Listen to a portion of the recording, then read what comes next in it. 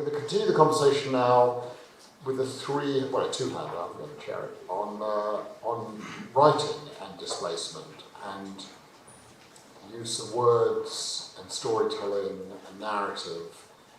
By way of brief background, I am here at UCL. I'm Professor of International Law. I work as a barrister. All of my cases involve displacement, without exception.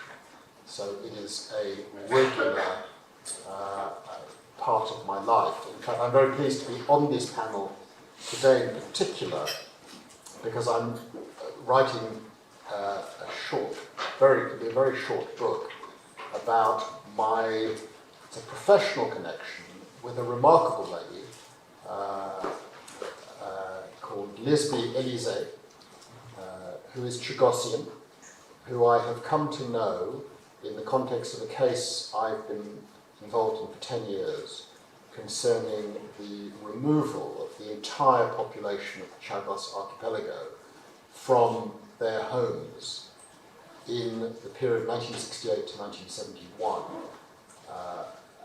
by the United Kingdom as the colonial occupier power to the Seychelles, Mauritius and Crawley near Gatwick Airport. They were divided three ways, and it's a story that has not been hugely told. It's basically the same stories as the Falklands Malvinas with one fundamental difference. The folks in the Falklands Malvinas are white and the folks in the Chagos are black, and that is frankly at the heart of the different treatment. In the course of the case, we as lawyers concluded that it would be extraordinarily important for the judges on the court, 15 judges at the International Court of Justice, to hear directly from one of the members of the Chagossian community who could, in brief terms, tell her story, literally. And we encountered a problem that I'd not had before at the International Court of Justice, where I do a lot of cases. Namely, Madame Elise, who was the most articulate and focused of the numerous members of the community that I've come to know in recent years, speaks Creole, not English or French. Mauritius has 3 official languages. And she cannot read or write, which presented us with a real challenge at the International Court of Justice, where the time allocations are very limited. And it became clear as we prepared Madame Elise to give her testimony that time, which is one of our themes right now, she had a different conception of time than a lawyer playing a case at the court. So in the end, what we did was we asked the court for permission to present her testimony. She would be in court in the form of a pre-recorded video, which meant that it was very delicate because it's not that we didn't want her to say what she wanted to say, but because time is very limited, if one person goes on beyond their time, that cuts from everyone else's time, and there's a lot to deal with in the case. And the court graciously allowed us to do that. And it was one of the most significant moments I've ever seen at the International Court of Justice. It's the only time I've ever heard people in that courtroom, the Great Hall of the Peace Palace in Hague, weep as she spoke.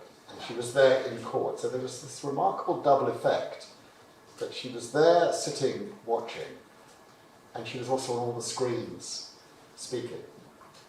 And this plainly had a huge impact on the judges. And Mauritius won the case, the UK lost the case. The court declared that Chagos belongs to Mauritius, not the United Kingdom, and there is now a process underway, which hopefully will eventually lead to allow them to go back. And this had a very profound effect, not just on the judges. Many of them, in their separate opinions, referred to her testimony, which was very striking, very moving, actually.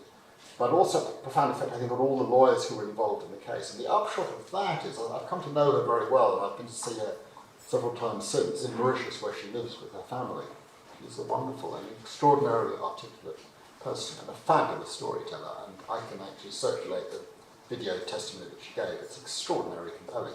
2 minutes, 40 seconds, devastating. Less is more.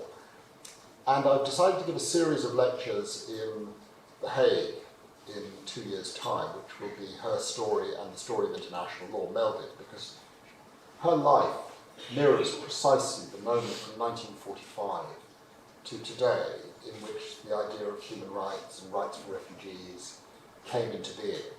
And through various stories of the court, we can tell the story. But this has, of course, raised for me, and many of my colleagues can maybe talk about it also, a very fundamental question. What right do I have to tell her story, and how do I go about doing that? I obviously want to be incredibly sensitive to that, and I'm open to all ideas on how to do that. Everyone recognises it is important that her story of displacement and justice be told.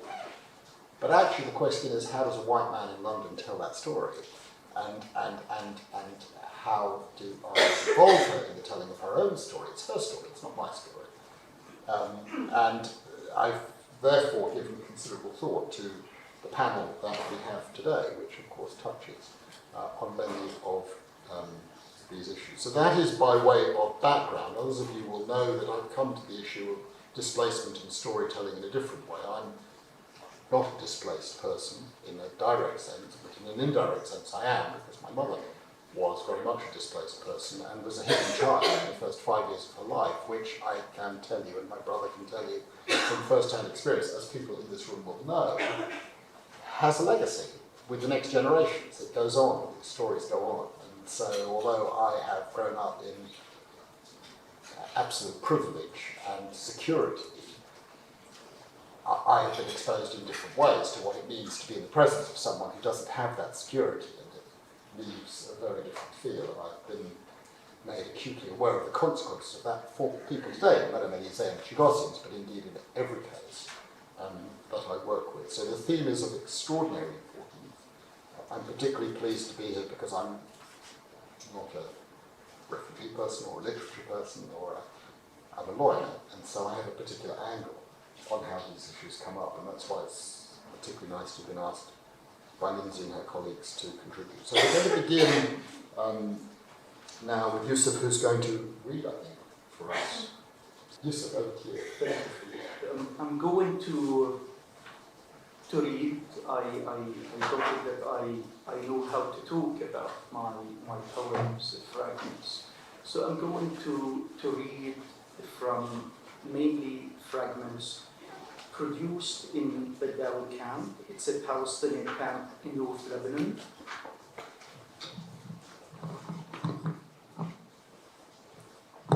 As part of, it's not too bad, as part of writing the camp, which is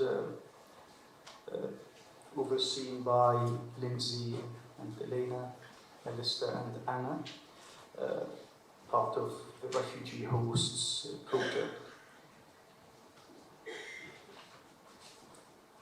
Once I asked my mother, "Mother, in the absence of a place, who invites who?"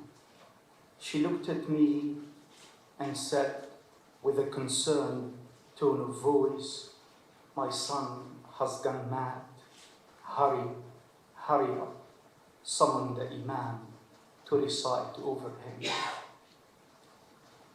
It is the tremor in the hand that invites. My grandmother in Nahri Barid used to squeeze our little hands whenever we appeared at her doorstep and say, "How did you leave the camp?" We never answered.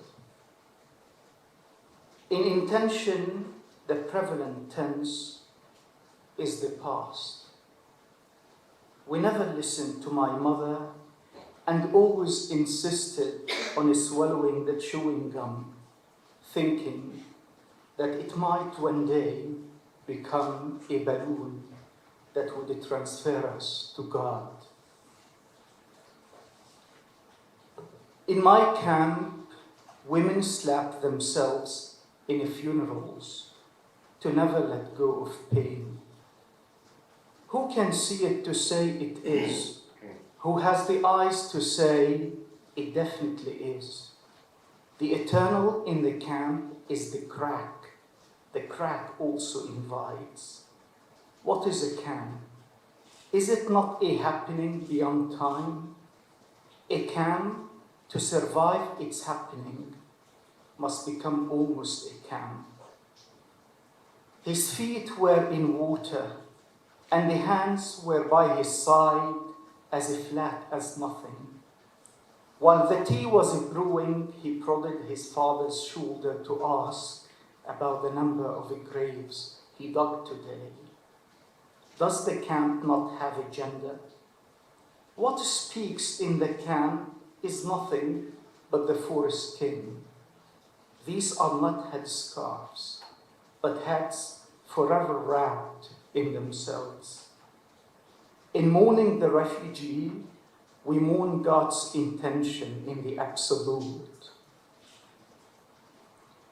Walking alongside his shadow, he suddenly realized that it was both of them who needed to cross the border. They fortified their walls with cement and nails. They moved their women and the children to a safe place and shouted, "They are coming after our faces. They are coming after our crops." "Wait," he said to his body when they arrived. A bit of air was in the air. The child has become water. It is to the side, a tad clear, a tad not. But when you look him in the eye, you will see the meaning of water. Whoever can sense the coming is a refugee. The refugee can neither come nor depart. He is the God of gestures. We might also say the face is a dead God. Whoever claims asylum, whoever lends his hands to his strangers, so they could bear out his presence and his things, is the one who has many deities and none. Refugees and gods always compete for the same space. What is intimate is the face and never the refugee. The refugee is only intimate in his death. And if there is only one death to ponder, it is that of the refugee. If this is my face, so be it. For once, it is a stone's throw away. Refugees, to kill time, count their dead. Must be sufficient. Tell me a bit more.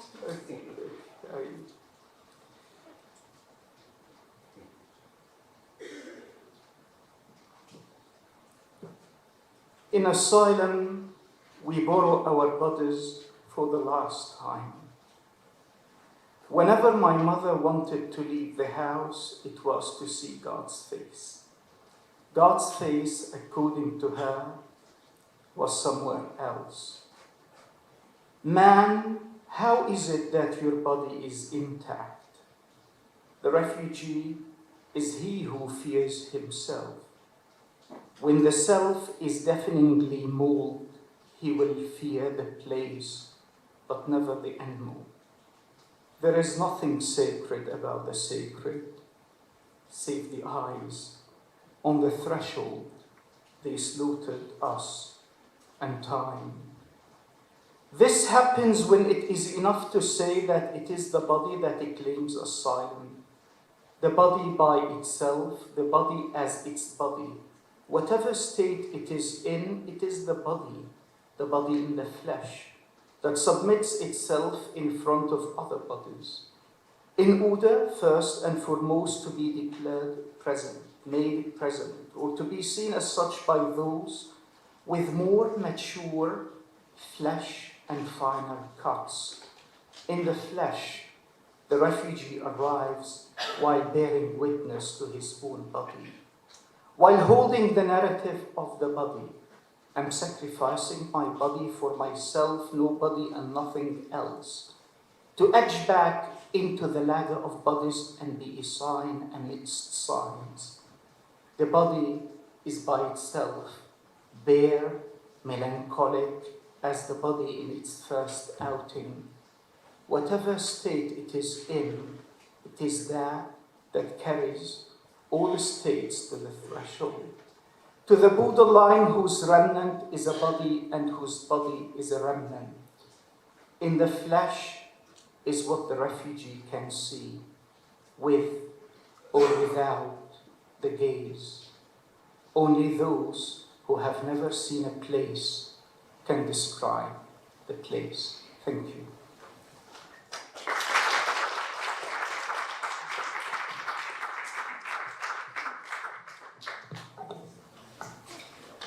Thank you. Yousif, can you hear me? I've been working with Yousif for a long time. I first wrote about his poetry 8 years ago. So there's been a journey. I want to raise 3 issues, and then I'll put them to questions both to Philippe and to Yousif, because I think it draws on some of the anxieties and some of the questions I have around the place of writing and art in context, and poetics in the context of some of the work we're doing and continue to do. My first thought is around the notion of the archive. You've written a wonderful poem called The Camp as Archive. And there is this big question of what do we do when people are deprived of the right to an archive, which in terms of forced migration and forced displacement, I have a real problem with the word displacement. I've decided it's much too passive. It sounds like you've lost something, rather than, as Dima was pointing out, you've been forced out. What happens when you're deprived of an archive? And that really matters because it goes back to something you were saying, Philippe. Archives were, to begin with, the origin of the law. That's where people kept archives. That's where they wanted it. That's why archives power. That's where the law lives. That's where everything is gathered together. And you move through history and you have the National Archive. That's where nations found themselves, through that notion of an archive. Archives are acutely questions of rights within colonial history. Some people have the freedom to move in and out of archives effortlessly. Some people have the right to other people's stuff that is in their archives. Anyone who's a historian here who's worked at Kew, the British National Archives, will know that it's full of stuff about other people's stuff. So archives are not at all historically neutral. So my question then becomes, what does it mean to write the archive? Because there's the other side of the archive as well, which I know you're acutely aware of. Archives are both archiving the past, they're repositories of memory, but you only archive, as Derrida pointed out, for the future. Archive, otherwise you wouldn't bother. It's there for the future as well as for the past. And of course, archives always contain death as well because of that reason. Going back to Hone's speech. So my first question is, what does it then mean to say, to archive the camp? When archiving's got this big, big history, what are the politics as well as the poetics of archiving the camp? What do you mean by archiving the camp? That's my first. Thank you very much.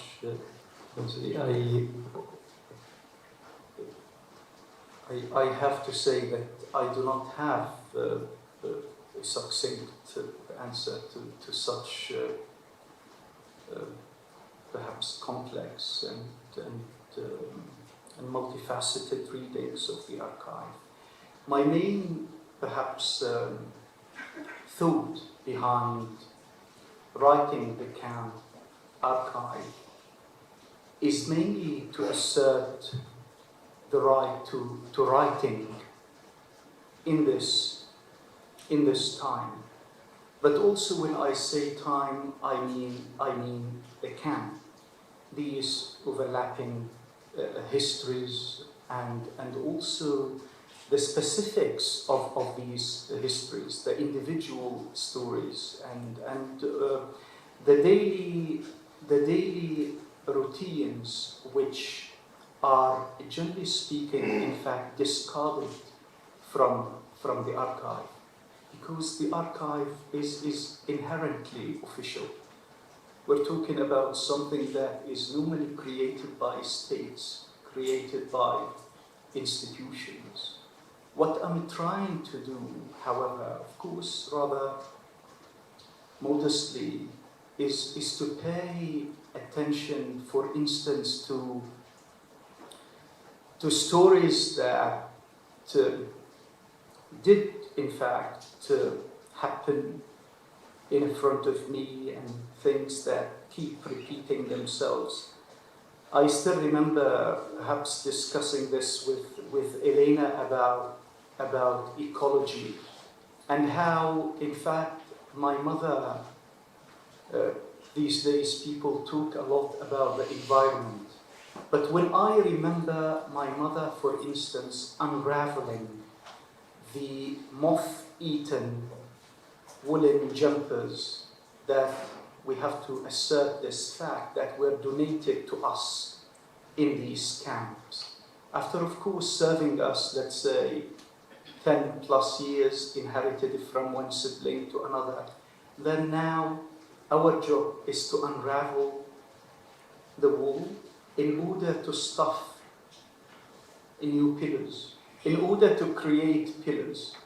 And I have always said to my mother that it's so wonderful to think of something that was worn by, or used to be worn by, my sister being underneath my head or stuffed in a pillowcase.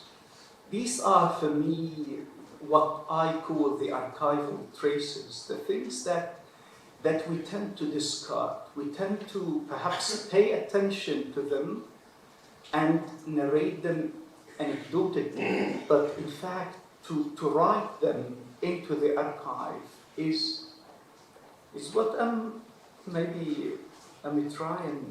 trying to do in a way. Let's push that a bit further, because there's something about. Twist the microphone. I want to go back to Homi Baba's talk as well this morning, because it seems to me that there are different times that are being preserved in that work, in what Elena has called the Poetics of Undisclosed Care, which is both relational and generational, but it's also hidden time, it's intimate hidden time. And so there's a bigger question which always haunts this project for me is, well, what happens when we bring that hidden time into view? Is it, Hannah Arendt has this great, it's almost a throwaway line where she talks about why intimacy and privacy are important to her. And she says it's like love. As soon as you announce you're in love to the world, you've blown it. Suddenly it's like, it's not what it was. But on the other hand, it's absolutely necessary to the human condition and to the placeless condition for this intimacy to be recorded. So where is there a tension between those two things, or what are your thoughts about that kind of, where is intimacy in terms of a bigger politics on the one hand, and where is intimacy in terms of the project of writing? I think our very presence, in fact, is a political presence, and at times we do not state it perhaps as vocally.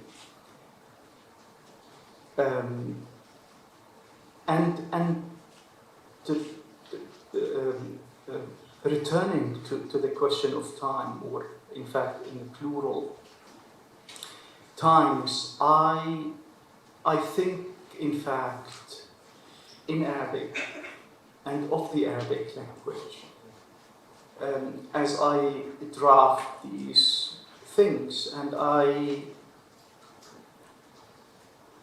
deal with tenses, what you call tenses perhaps benignly in the English language, and you have this tension also around them. But what's quite fascinating, for me at least, is the past itself. When we talk about the word that resembles the past, or the equivalent of the word past in the English language, in fact, it's an active participle when we talk about the word itself. Whereas the equivalent of the present is passive participle. And these are things that fascinate me, because people, when we say al-madi, as in the past, in fact, we tend to overlook a very crucial aspect and depth about the past tense when it's lived in our minds and hearts, and also in these places which are called camps. I think I used to ask my mother, because my mother is illiterate, and I've written about this a lot. And so she would recite the Quran, and she would, of course, misspell and distort lots of things. Just really, for me, this is so beautiful. But what's more beautiful is to see how she would suppress my brother's comments vis-a-vis, let's say, the unsound grammar in her recitation. And I think these are the times that perhaps remind me in person that in order for us to write, we have to not witness in the sort of legal thing, but in fact to see and see how such responses are being produced on the spot and debated. And this is also resistance. This is resistance to a certain canon, to a certain stability that is seen. And I write about these things. Can I push a bit further? So I was thinking actually, it's not so much the case that there's a different time that's outside of law, politics and policy. Time is a subject of law and policy. It's just unacknowledged. So particularly with refugee and forced displacement time, if you look at the kind of the policy of refoulement, which is supposed to be illegal, but a lot of policies are geared, and Palestinian case here is paradigmatic, of having non-time at the centre of that legal experience. You can't move forward, you can't go backwards. You're just in this limbo, literal limbo, of poised between refoulement and non-refoulement. And I was reading over the summer, and this is just a shameless plug for Behrooz Bishani's extraordinary no Friend But the Mountains, his account of life on Manus Island. And I was imprisoned on Manus Island, and it reminded me of your work. What reminded me is the way that whole book is an attempt to keep time, human time, in motion against a system that wants to stop time, so that people find it unbearable and they go back. So at Nelson's Levin, actually, I read such a brilliant account of how institutional violence is around the suspending of human time. It's queuing, it's waiting, it's not being able to move at all. So on one hand, we might want to say, well, art and literature and writing are great and creative because they give us these other times, but actually they're putting time back into a kind of politics of temporality, in which the law is by no means innocent or neutral as it likes to pretend on this. I'm not pointing to you, obviously. The law doesn't claim to be anywhere neutral. I mean, that's complete artifice. You said something, Yousif. You referred, as I wrote it down, please forgive me if I've got it wrong, stories that did happen in front of you. And you presented an account, a very powerful account, of one of the reasons you write, and an account of the why you write in a particular way. It's as though to record an event, to stop time, to set it in amber, a particular event, so that you can recover it in due course, but also to retell for others, which is in itself an act of advocacy.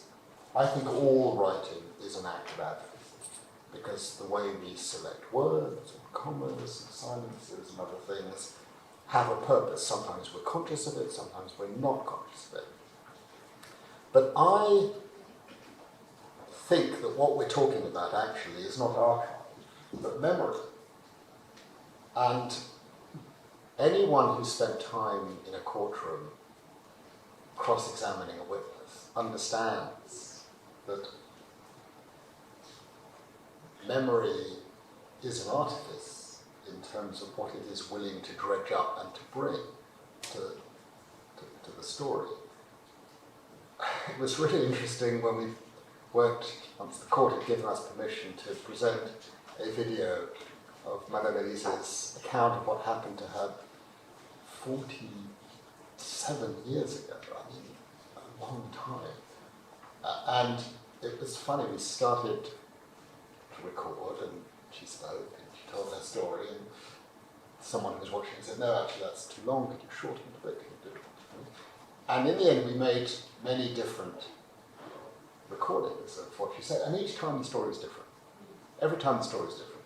Sometimes the child she lost was 3 months old, sometimes the child she lost was 5 months old, and it was a sort of perfect account of the fallibility of memory. I had a conversation this spring with an American writer, Yousif, who has spent a lot of time focusing on memory, and she talked me through what she's learned from working with neuroscientists, that when we think we're remembering something that happened in the past, we're not. What we're actually remembering is the last time we thought about it. So if something happens to me 10 years ago, and the day after it happens, I recall it, I have in the act of recollection as a sort of neuroscientific reality, recalled not what happened to me on the day it occurred, but the last time I thought about it. And so that with the passage of time,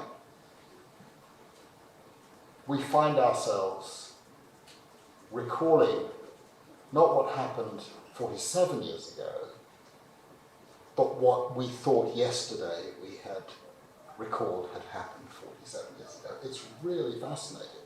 And I think courts understand that, and the law understands that. And so the narrative of story, the telling of stories becomes very important as a way of explicating and giving an account of what occurred. But I don't think anyone has any illusions that there is an inner and objective truth as to your account or my account or anyone else's account. You know, we've all seen the films like Run, Lola, Run and Rashomon, where you see the same moment from 3 different perspectives. And with each, I love Run, Lola, Run, because with each recounting of the story, the same story, seen from a different angle, you come to a completely different conclusion. And yours and mine, his, hers, none is less or more valid than any other. None is less or more true than any other in the competing accounts of stories. Each has a validity, but it doesn't have a truth, and it has an advocacy function. And once one opens that door, certainly for me, once I came to understand stories in this way, whether in the courtroom or somewhere else, I began to think about them very differently and found increasingly offensive the ways of Anglo-Saxon cross-examination to destroy a person by pinpointing inaccuracies in what they have said. It's a dreadful thing to do. Why is the story you tell any less truthful if you tell it in one form on day one and a totally different form 100 days later? Is one less significant, valuable, truthful than the other? It doesn't seem to me that it is. I think that the question of the truth and this of course takes us to who's bearing witness and who's seeing things, and this also takes us to the question of seeing for, not just seeing as an individual act. But maybe the storytelling aspect is the one that that interests me a lot. And in fact, I do engage with Professor Baba's work on narration. And what I do, I try to drag narration to have a conversation with the Arabic notion of narration, which is in fact related to water and water imagery and the fluidity and to quench your thirst. But also this has to do with movement.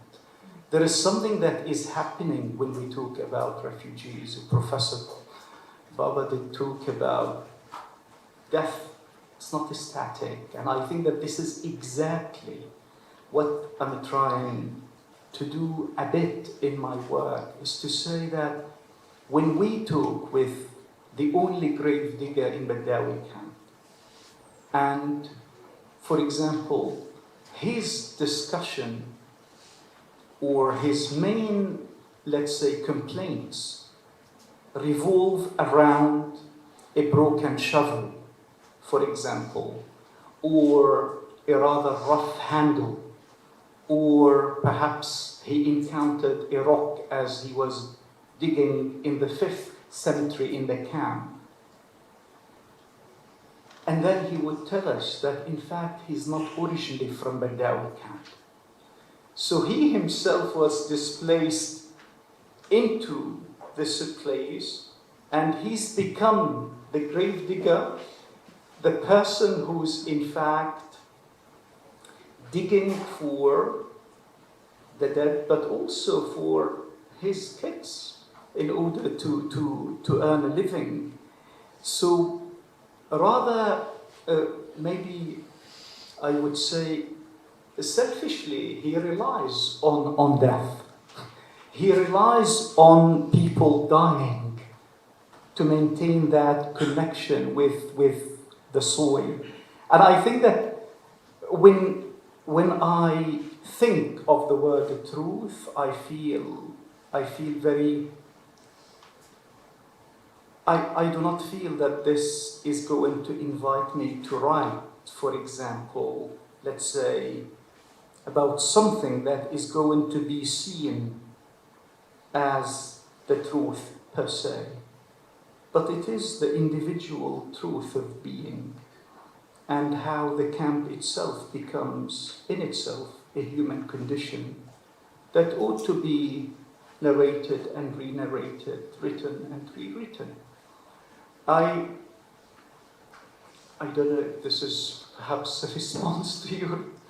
Very much a response. Very much a response, and very consistent with accounts that I've had from people in other camps, in Congo and in Yugoslavia and in Rwanda and other places.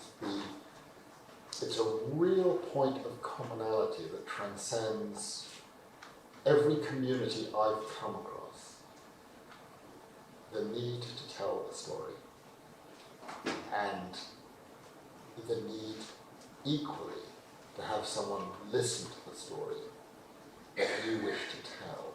And that bilateral exchange, something happens in that moment. And sometimes actually it's not spoken. Nor is it written. There are other forms of communication that take place.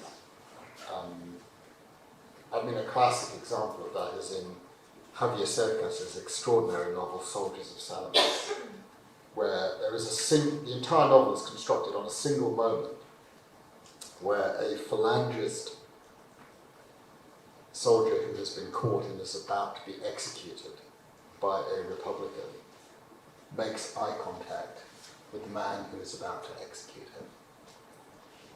Not a single word is spoken.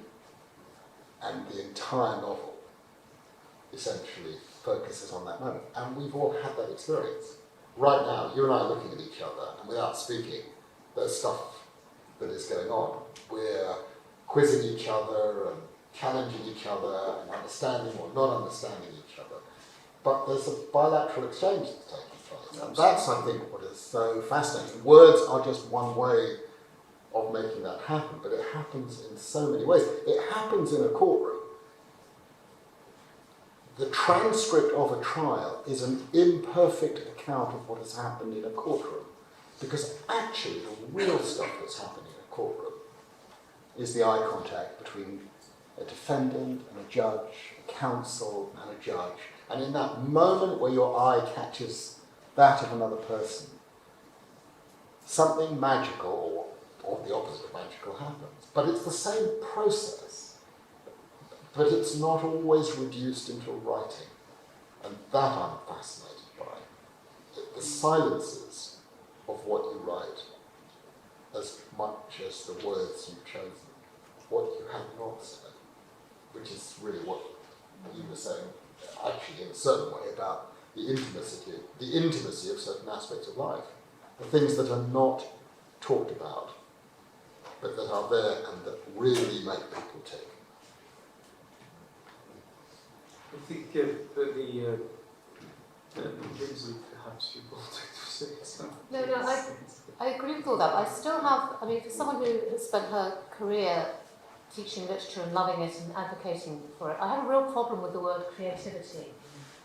And the more I get into this work, the bigger that problem has. Now, it might be a problem with translation, but it's that way of a kind of assumed uplift as soon as we start talking about narration or contact or... Did anyone use it just now? No. Oh. No, it's in the air. Denise Riley calls it the C word, and I used to think she was terribly cynical, but I'm getting very close to that. And it's the kind of perceived idea that what you're doing when you're creating, either through stillness or silence or through writing or whatever, is creating something good. And it's, again, it goes back to your point about, you know, different values have different exchange mechanisms. There's a very difficult exchange mechanism value on the word creativity. And I think quite a lot of us on this project have been very nervous about that, exactly for that reason. That the so-called creative, the artistic bit is supposed to be the uplift. And quite often it's not. Quite often it's the absolute opposite. It's where things are at an absolute impasse, where they cannot move. They cannot get out of time. So that's just, I don't know what to do with that, apart from never use the word creativity again. Well, it's a pejorative in the legal context. If you're being creative, you're being dishonest. Yeah. You're not telling an accurate account. We don't have it, actually. The law faculty, no one talks about it, apart from doing creative research, but that hasn't been Yeah, that's maybe what I'm... But it also put me in mind of something instead of creativity, perhaps. I want to end by asking you both questions about refugee mothers, because actually I think you've been talking about refugee mothers. No, you started it, actually. Well, he started his account with reference to your mother, which I was really fascinated by, and I wrote it down. And yeah, well, this is where I'm going. I was thinking, on the one hand, we have a narrative of time that is not ours, that we are beholden to, which is death, on the one hand. But on the other, there's that other time, which is the time of natality, or beginnings. And the great thing about natality or beginnings is you know you're going to die. You don't know what's going to begin. There's always an indeterminacy in beginning, in natality, in a new thing. I mean, Arendt clearly is reckoning with me. And Arendt also thought, going back to Diemer's presentation, that revolutions and uprisings were forms of natality. You don't expect them, you don't know where they're coming from. So I just wonder if there's a different language we can start to use outside of creativity, which is about time, but might force us into a harder engagement with brute politics, which does not yield to the imagination. Very rarely yields to the imagination, but sometimes does. And how do we kind of configure that kind of relation? This is a plea for help. I have a suggestion. Yeah. Can we do that? what does convened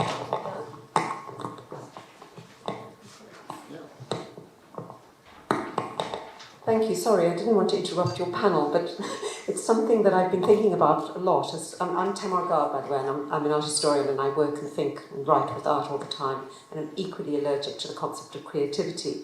But a lot of us are much more interested, I think, and what has come out as well out of this conversation is the ways in which different kinds of knowledge are produced. And the space of art, to me, and the space of affect and haptic encounters, etc., that we were talking about, is a space of a different kind of knowledge production. And when you start to think about that, what is the kind of knowledge that art can produce?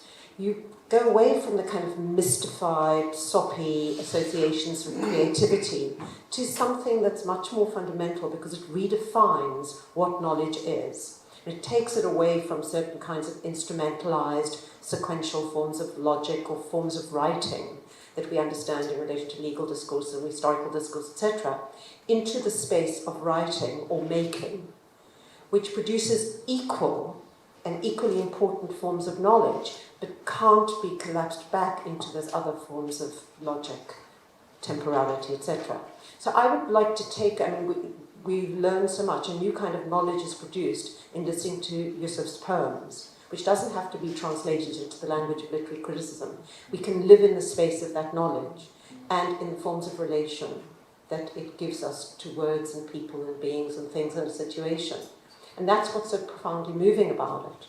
So I would want to make a plea for art as a space of knowledge production, and as one of the ways, I'm sure there are many others, that will get us out of the trap of this kind of mystificatory language of creativity.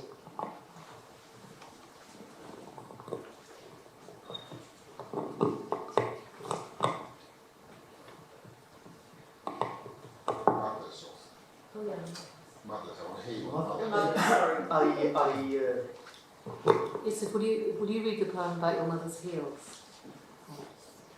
About my mother's heels? Okay.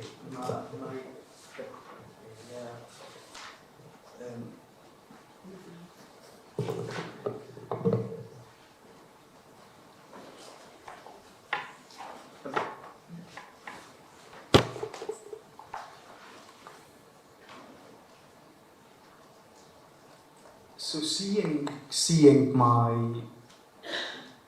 mother's broken, in fact, or cracked heels, and we're talking here about her feet, and in fact, in camps, I don't know if this is maybe an ethnographic observation on my part. I've started to, especially when we talk about first and second generation Palestinian women, especially in the camps when we talk about these rough surfaces, how they clean and sweep and they drag rations from the distribution centers to their places. And this is something or maybe it's an observation of some sort. How would I not think of them when every being can see them as they drag themselves into the soil, the solid and the dry soil of our house? I would even say that they belong to me as much as they belong to her. The cracks in my mother's heels, those symmetrical and orderly beings, have always contributed to the way I see things, in a way that would even allow me to say that through them I can see a place that I cannot see. Something quickly also on my mother, but on mainly my mother's, I do hope that I've got it, trying to teach my mother how to write her name. But I'm sorry. Why don't I, in the meantime, just while you're looking for that, give you a moment. Just as, I mean, it is, things are so, we've never met before, Yousif and I. This is literally the first time we've ever met. We come from completely different backgrounds. And here is a point of connection as Lyndsey is facilitating this conversation between us. The moment you mention your mother's heels, my brain sort of starts going to, and there is a section of a book that I wrote called East-West Route, which includes an interview with a lady I met once in Paris called Inka Katz, who was the niece of a great international lawyer called Herschel Antipak, the man who invented the concept of crimes against humanity. And I put her words into the book that I wrote, and then I put those words into a performance piece that I do with 2 musicians and a German actor. And those people who come and see us afterwards all say this is one of the seminal moments of the performance piece. And I've just taken her words. 2 days later, my mother was taken by the Germans. This is her words, I'm just quoting her words. It was on the street. My mother was rushed by Ukrainians and German soldiers. I watched from a window of our home on an upper floor alone. My father was working nearby. Someone went and told him that my mother had been taken. I understood what had happened. I saw everything looking out of the window. I was 12. I stopped being a child in 1939. I knew the dangers. I saw my father running after my mother, behind her, on the street. I understood it was over. I was watching discreetly. I wasn't brave. If I had been, I would have run after her. I can still visualize the scene. My mother's dress, her high heels. My father didn't think about me, and I rather liked that. For him, it was simply that they had taken his wife, the woman he loved so much. It was just about bringing her back. But what causes people to react is the focus on the tiny detail. As you're writing, it's the heel. It's really extraordinary how across cultures and communities, different individuals in different places will find ways of telling stories of things they have observed or experienced, and they'll hone in forms of words that have a profound point of connection. And I wrote down, as you, because you immediately went into your mother. It was really interesting for me that you did that, because my writing in Inca Cats and her articulation to a person she'd never met before went straight to the mother. And I think that is, I mean, we could talk on for hours and hours, I think, about this. But we don't understand these points of connection. We don't understand what it is that allows people with vastly different backgrounds and experiences to actually, in the end, come down into the real basics of life and focus on tiny point of detail in a way that's profoundly effective. Not only for the person who's lived the experience, but for the people for whom the experience is shared by its recounting many years later, irrespective of whether or not Inca Cats actually did see her mother's heel or recalled seeing her mother's heel. The only thing that matters is that 70 years after that happened, she believed she could still see her mother's heel. And that's, you know. Just because Philippe has Exactly. to run with his heels and watch the sailing. But just to punctuation, I think we'll open up to conversation, but we will let Philippe go. But I just want to, Yousif, if you could read the last poem, which does have your mother in it, but it's also a poem about speaking for, or being, or the kind of inequalities of representation and access to knowledge production. So that would be a very good short poem to end as we watch you depart. I'd like to listen to the poem. Her name. Her name. I held my mother's hand firmly as she was trying to write her name for the first time. My hand clutched hers without realizing that was a genuine and yet necessary demonstration of intimacy. There was no eye contact between us. The only thing we were both able to see was her slightly trembling and untidy name imprinted in graphite on the first page of my notebook. Thank you.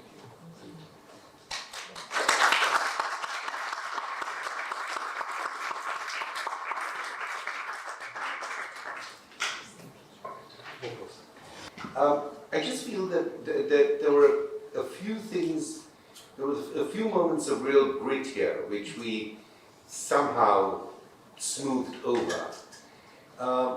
I like the fact that Lyndsey talked about the archive as having a certain kind of institutional presence.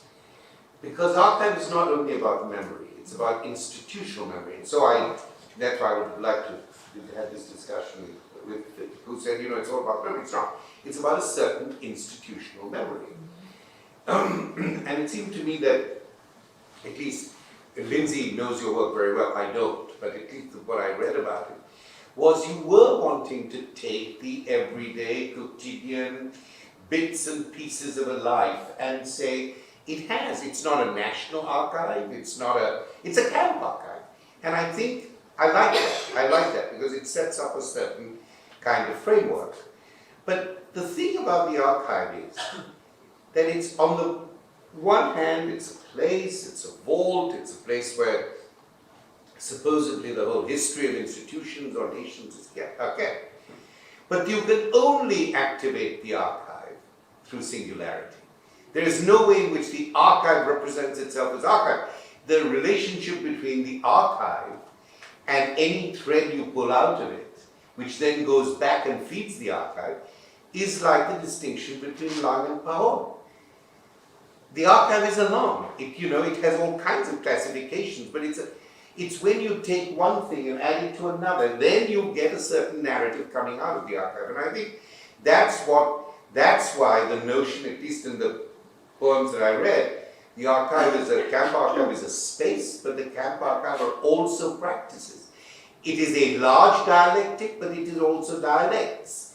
And I think that's important, right? And so I think that we cannot lose that by saying it's all about memory. But the other question that I did have, and it's very unfair to ask a question, although it's in a spirit of great admiration with Philippe, to address a question to an empty chair is problematic. But it did so, but since both of you were talking about silence, maybe that's the exact right response.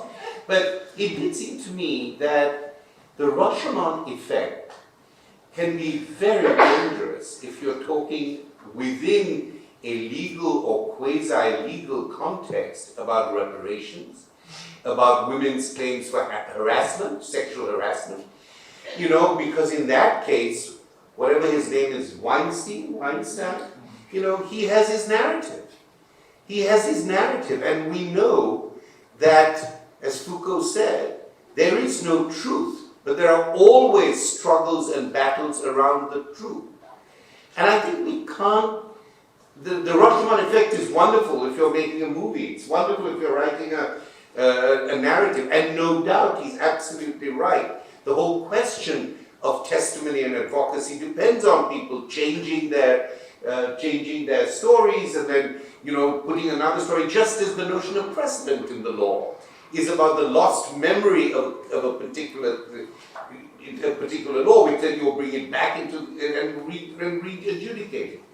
But it would be very difficult to say that everybody has their own story, or I don't want to misrepresent it, because I say I greatly respect the fact that he brought the issue up.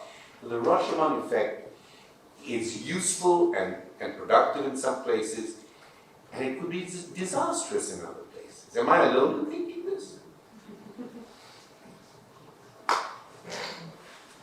Thank you very much. Are we going to take, so there was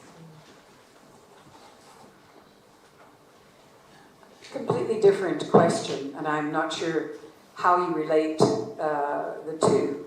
But I'm curious about the business of writing displacements into literature. And I'm assuming that at this point we're talking about literature as written by a poet or by someone like Behrooz Bouchani, who takes the experiences that he witnesses on ships and in the camp and weaves an extraordinary story out of it all.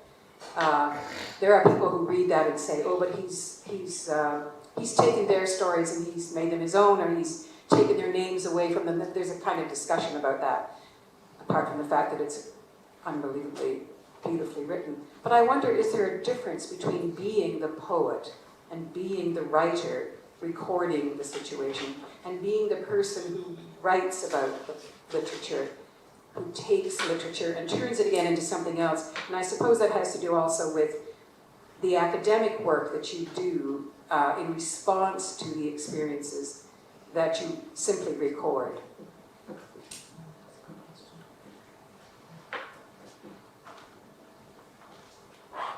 Thank you very much for the very interesting panel.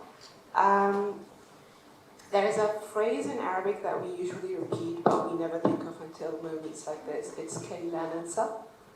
I think we narrate because it means we don't want to forget something. So I think we narrate things because we deep inside don't want to forget these things.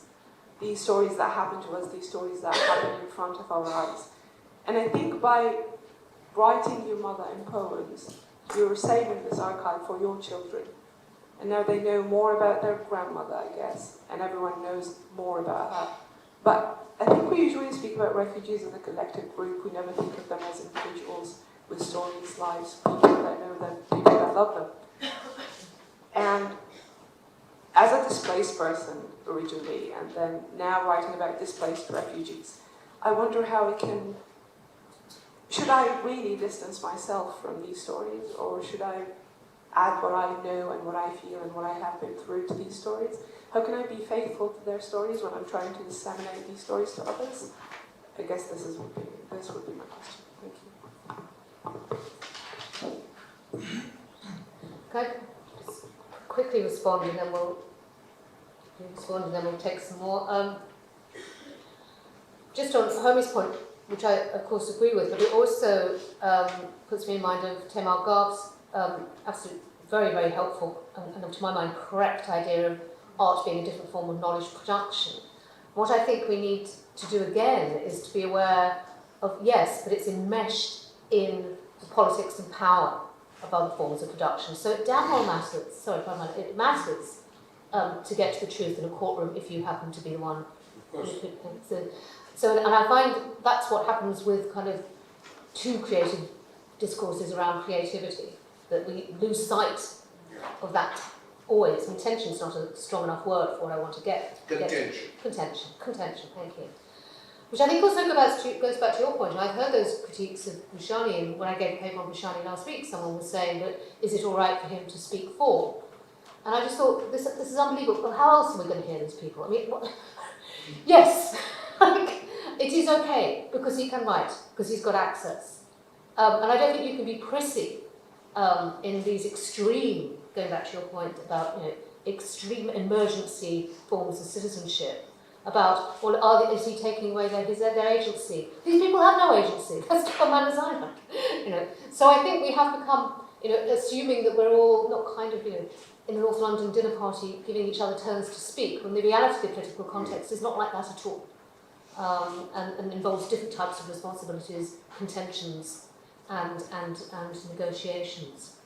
So was why I also think the work of your point about when we collapse the intimacy of memory and the very necessary work, particularly of a nation that has been denied statehood, or a group of people who have been denied statehood. Yes, of course, that recording must happen. But we must also be careful not to conflate it or just wish the nation was that memory rather than the reality, which is brutal and unending and impossible.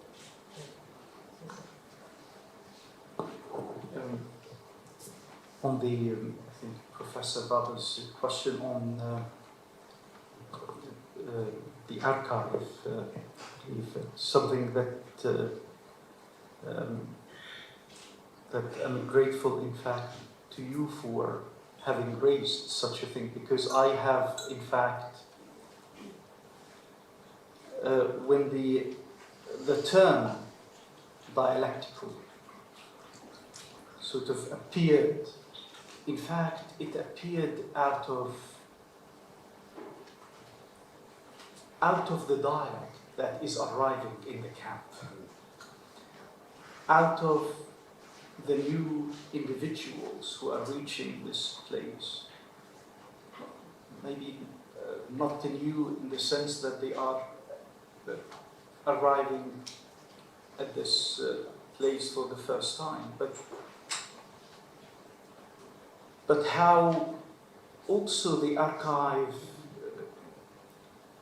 especially if, and this is what I'm trying to do in my, at least, in the piece that I wrote about the camp as archive,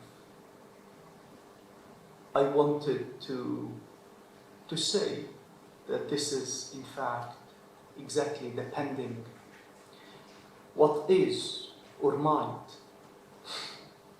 or what's going to happen, what might happen. There is this sense of also gathering, but gathering not in order to preserve. I always, normally I talk about the things that we tend to preserve in the sense of the edible, like okra, dried okra, and how my mother still does sort of dry these things, but then, and other vegetables, in order to use them at a later date. So it's about managing the death of such ingredients and managing the temporalities, in fact, of these things, and then to be in charge of perhaps resuscitating them when you need them. It's a very, perhaps, it's a still ongoing, in fact, in my head when I think about the archive. The other thing which has to do with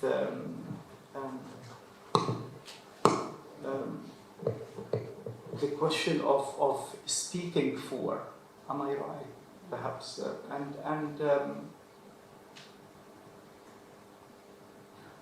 but personally, I've always, in fact,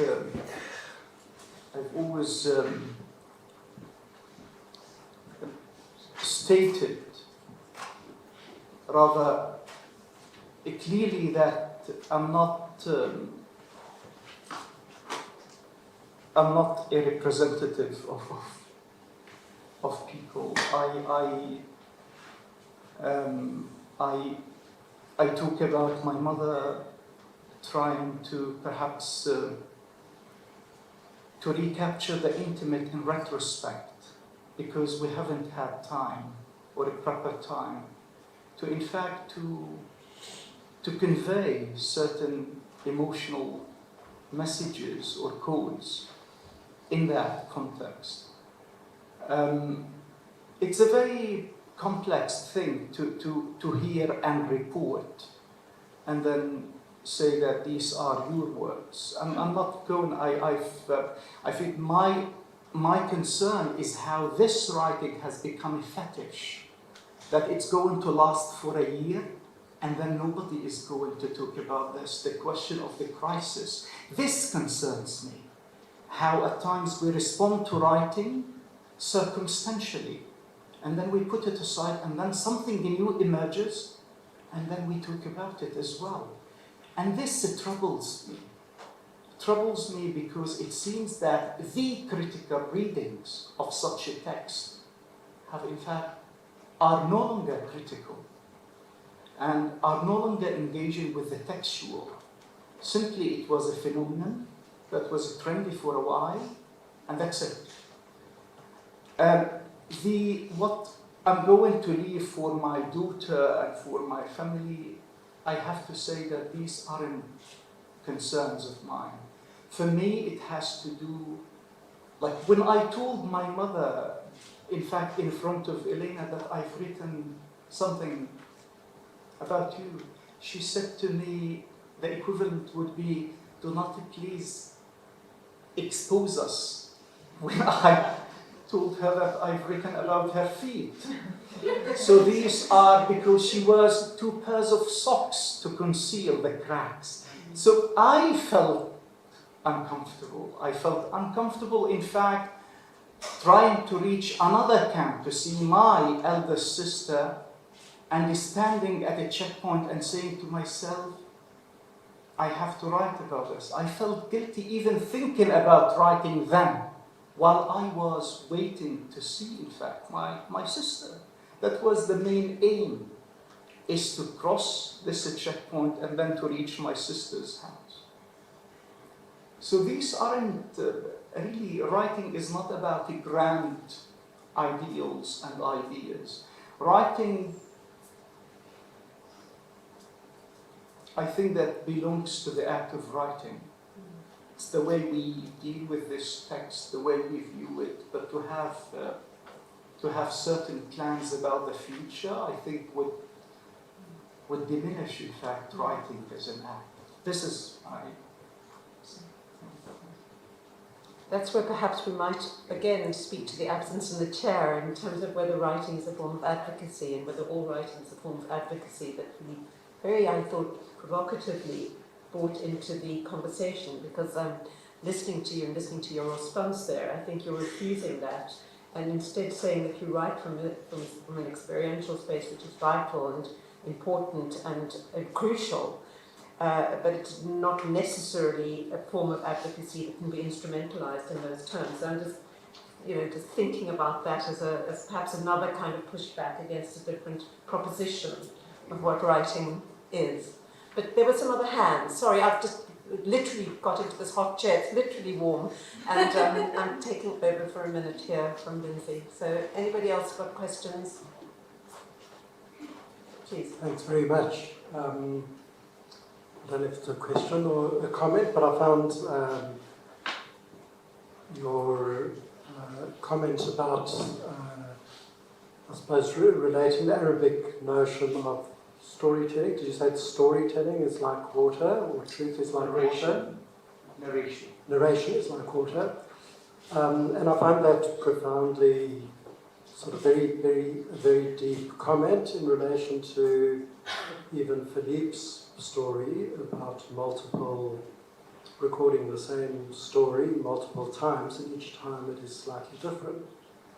If we were to photograph water and the shadows on it, or the slight ripple 20 times, each of them represents the truth, but they're each slightly different.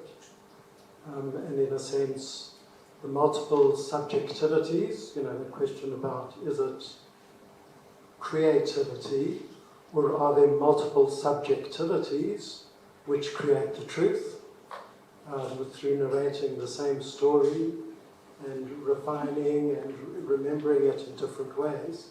Is one getting closer to really the sort of deep feelings and memories and indeed the truth behind the stories?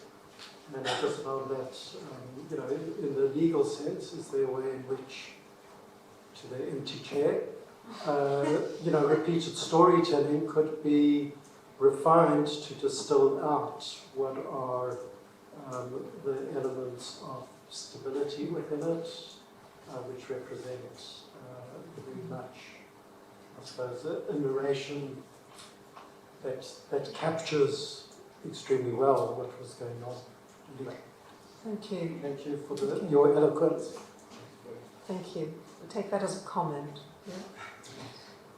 Person over here.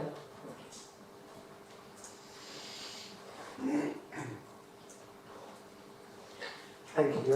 I found this a fascinating session, really have. And I think the existence of the archive, whether or not it's intentional, has an incredible value. Speaking personally, I've been looking into my family tree, and so I had to look at the records of rural Ireland, where my family are from, and this is essentially something which is very much a tool of institutional memory. It talks about who had which bit of land, what percentage of native did they have a cow, how many children did they have, etc. And it's possibly not been looked at for 140 years, so now I come along and I have a personal interest, and it comes to life. There's a spark, and for me it's a story of my great-grandmother, etc., etc. I found fascinating the way a feet motif just sparked off something in Philippe. And the archive, whether or not it's designed for posterity, whether or not it's designed to teach future generations, has this incredible value, because when somebody comes along who has an interest, who cares in the stories, then that's when it is, like our vegetables, perhaps resuscitated. Thank you. I'm being told that we have to draw things to a close by various gestures, so I'm going to thank you both for those interventions, and I'm sure this conversation will continue, and thank you so much to you.